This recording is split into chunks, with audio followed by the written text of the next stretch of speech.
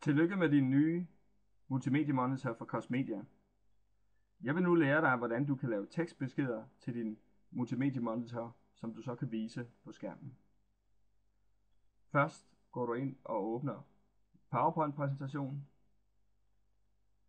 programmet, og her kan du så oprette dine tekstbeskeder. Vi vil gerne lave en fødselsdagshilsen og skriver her: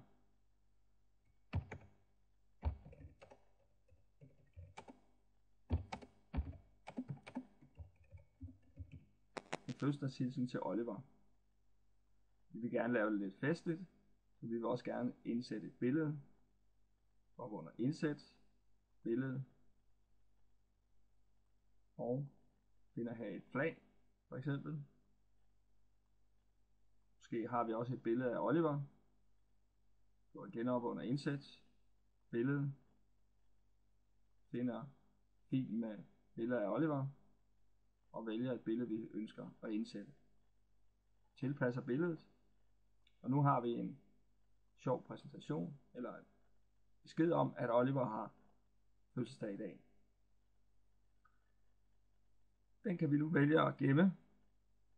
Gå op under gem som, og her er det vigtigt, at vi vælger andre formater. Først skal vi finde ud af, hvor vi gerne vil gemme det, og vi kan der vælge at gemme det direkte på vores digitale kort, som vi bruger i skærmen. I det tilfælde SD-kort, og vi kan vælge at sige, at den hedder en fødselsdagshilsen.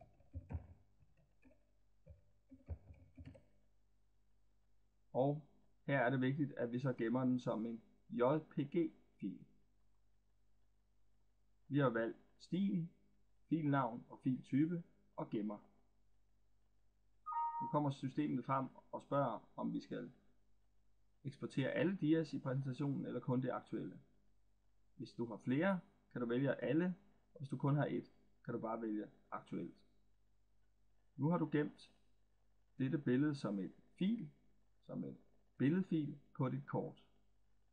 Du kan også oprette endnu et. Vi vælger et nyt dias. Vi vil gerne lave en besked om, at der er fastelavn.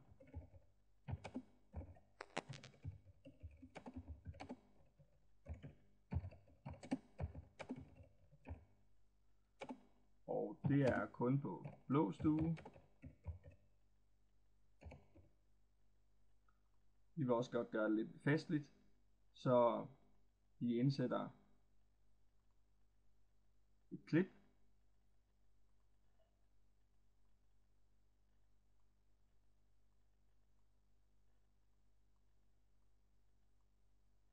Sådan. Nu har vi gjort opmærksom på, at børnene skal huske udklædning til fastelavn på mandag blå stue.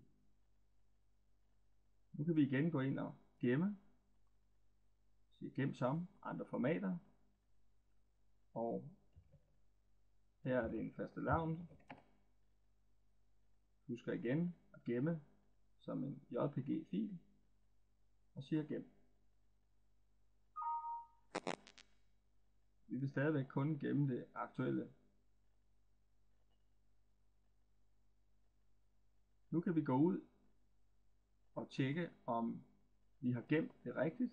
Gå ind under computer og finder vores SD-kort, som vi bruger i skærmen, og klikker der.